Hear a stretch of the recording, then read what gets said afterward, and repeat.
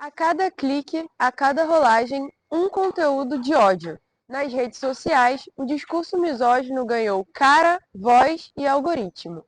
O movimento Red Pill nasceu em fóruns online e propõe uma visão de mundo em que as mulheres são interesseiras, manipuladoras e devem ser domadas pelos homens através de um jogo de poder. A mulherada hoje quer ser pegar um cavalheiro, entendeu? Esse é o problema. Se você for um cara conservador, tradicional, à moda antiga, você vai funcionar muito bem com uma mulher que é conservadora, tradicional, à moda antiga. A mulherada hoje quer pegar um cavalheiro, entendeu? Esse é o problema. Acabou o negócio de dar minha filha abrir as pernas pro cara de graça, que aí o cara paga e ainda usa camisinha. Minha filha ele vai usar de graça e me engravidar, empurrar doença nela? Que desgraça é essa ou não? Hein? Inspirado por grupos misóginos dos Estados Unidos, hoje se espalha em vídeos de autoajuda masculina, mensagens de supremacia e conselhos sobre como dominar mulheres.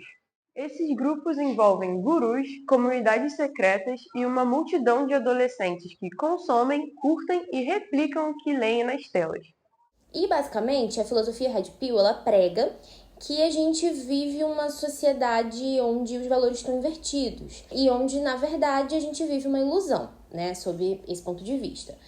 E de acordo com eles, na realidade as mulheres seriam as grandes vilãs da sociedade e os homens seriam vítimas que estão ali sofrendo com a opressão feminina. E aí como é que funciona? Você começa assistindo um vídeo sobre como atrair mais mulheres. E aí o YouTube ele vai te levando, digamos assim, para uma série de vídeos que vão se tornando mais radicais, até o ponto que você chega num vídeo que diz que, sei lá, a Lei Maria da Penha é terrível e que 90% dos casos de assédio, das denúncias de assédio são mentirosas, por exemplo. Palavras como alfa, betas, dominar, interesseiras e hipergamia são constantemente repetidas nesses vídeos.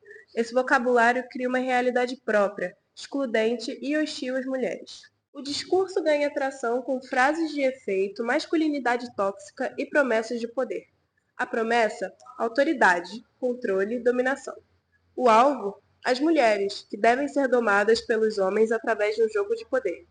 Esses discursos estão cada vez mais populares entre adolescentes e jovens homens, que normalizam cada vez mais a narrativa de ódio contra minorias, especialmente as mulheres. O fato deles terem encontrado um público que tinha uma dor e eles terem oferecido de uma certa forma uma resposta para essa dor, eu apontaria como o principal segredo, digamos assim, do sucesso, né? Os influenciadores da machosfera perceberam que existe um grande número de homens insatisfeitos com as relações que eles têm com as mulheres. Homens que não sabem mais se relacionar com as mulheres por conta dessa relação de dependência mesmo, né? Antigamente as mulheres se relacionavam com os homens porque precisavam de um marido para prover. Hoje elas provêm, então o que eles têm a oferecer? Muitos homens que cresceram nesse modelo de relacionamento e não sabem como fazer diferente. Hoje, o Brasil tem seus próprios influenciadores Red Pill, que possuem milhares de seguidores e utilizam plataformas como Rumble e X para fugir das regras das redes tradicionais. Os gurus dessa comunidade, como são chamados, se apresentam como salvadores de homens que teriam sido feridos pelo feminismo, utilizam vocabulário próprio, criam uma ideologia baseada na hierarquia de gênero e buscam legitimidade com uma fachada de autoridade. E aí, essa gramática Red Pill é, digamos, um repertório compartilhado, um repertório de argumentos compartilhado. Então, eles têm ali uma série de pontos e eixos argumentativos que eles compartilham entre si e que eles acreditam. Então, eles falam muito, por exemplo, do valor sexual de mercado, eles falam muito sobre as mulheres que têm valor e as mulheres que não têm valor. Eles falam sobre o que seria um homem alfa, o que seria um homem beta. Então é, digamos assim, um repertório gramatical compartilhado ali por esses homens em torno dessa crença. A equipe dessa reportagem tentou entrevistar representantes do movimento Red Pill brasileiro. Nenhum deles aceitou falar. Normalmente, eles não se comprometem com entrevistas diretas e rejeitam exposição fora de seus próprios perfis. Segundo estudos divulgados pelo Portal Núcleo e pela Universidade de Santiago de Compostela, Os algoritmos do YouTube e do TikTok recomendam conteúdo Red Pill para adolescentes logo após pesquisas sobre relacionamento e interesse masculino. Muitos desses jovens ainda estão na pré-adolescência. Crianças e adolescentes que passam horas no TikTok já crescem consumindo, naturalizando e replicando conteúdos misóginos como humor ou verdade. Essa geração vem sendo construída sobre um discurso de ódio disfarçado de entretenimento. Nessas comunidades, os gurus se apresentam como mestres da verdade. Ensinam a outros homens técnicas de domínio emocional e financeiro sobre mulheres, criam hierarquias entre homens e estimulam a rejeição ao sexo feminino. Esse mercado também se expande para a monetização. Muitos influenciadores lucram com cursos, mentorias e e-books. A misoginia vira produto e promete ser uma solução para a frustração dos homens. Em alguns casos, até a publicidade digital é usada para reforçar estereótipos, sugerindo que sucesso e masculinidade estão ligados à submissão feminina e à rejeição das relações igualitárias. Como esses movimentos vão ganhando novas roupagens e roupagens mais aceitáveis nas plataformas digitais, acaba que é muito comum a gente ver hoje influenciadores que têm um discurso Red Pill. E aí, quando eu falo de novas roupagens, eu tô falando o seguinte, daqueles cortes de podcast que às vezes nem é podcast de verdade. Eu tô falando do cara que fica dando dica de masculinidade e aí no final vai lá e vende um curso. Se tu fizer filho com a mulher errada, a tua vida acaba. E cara, o Brasil está cheio de mulher errada. Mulher feminista, mulher carreirista, mulher tatuada, mulher que sentou pra 200 crias, mulher que já deu pro teu melhor amigo, mulher que já deu pro teu pai. Imagina a sua filha chamar uma mulher dessa de mãe. Eu falo de sacanagem nos stories, mas a real é essa aí mesmo. A pista está salgada. Mas existe solução. Existem lugares onde a mulher ainda tem energia feminina. Existem lugares onde ter tatuagem é mal visto numa mulher. Existem lugares onde ela não vai ligar pra sua altura, nem pra quanto você ganha por mês. Eu falo isso há anos e acho que tá na hora de repetir. Você tem que ir onde você é celebrado e não onde você é tolerado. Você quer conquistar muita grana e liberdade pra trabalhar a hora que quiser, da onde que quiser e quando quiser? Se inscreva na Semana Nômade Digital que eu vou te apresentar o plano comprovado e validado pelos meus 25.000 alunos pra viver de internet. Clica no link e garanta sua vaga de graça.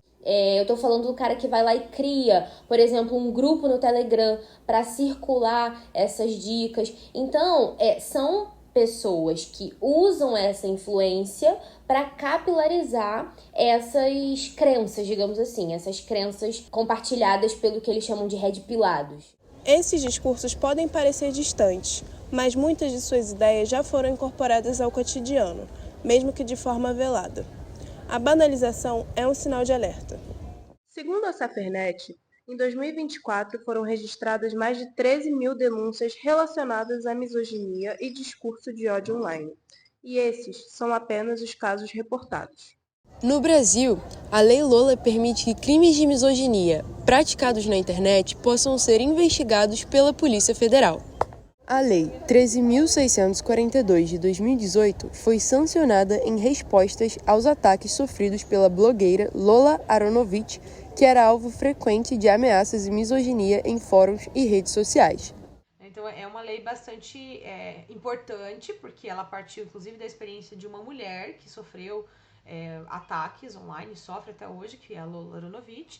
É uma conquista importante, mas ela ainda é muito vazia, né? A gente não tem hoje, por exemplo, no Brasil, nenhuma lei dizendo que misoginia é crime. Misoginia não é crime. Então eles não podem, por exemplo, nem ser punidos por publicarem conteúdo misógino. E aí quando você faz... Onde é que eu denuncio? Sofri misoginia na internet, onde é que eu denuncio? Eu vou numa delegacia da mulher, eu vou numa delegacia de crimes cibernéticos, qual que é o caminho? Porque o que a gente tem de relatos é que as pessoas vão para uma e jogam para outra. Então fica essa, manda para cá, manda para lá e não tem uma solução. Então o que a gente tem hoje é a necessidade urgente de regulamentar plataformas digitais, e isso vale não só para questões de misoginia, e de entender, de fato, qual é o encaminhamento que as mulheres devem fazer quando elas passam por uma situação ou percebem que um canal é misógino e elas querem denunciar, além de denunciar para a própria plataforma, que também não adianta nada. Em junho de 2025, o Supremo Tribunal Federal decidiu que as redes sociais podem ser responsabilizadas pelo conteúdo ilegal publicado, ação que aponta para a urgência da regulamentação das redes. A misoginia digital não é um problema apenas de mulheres, é uma questão que diz respeito a toda a sociedade.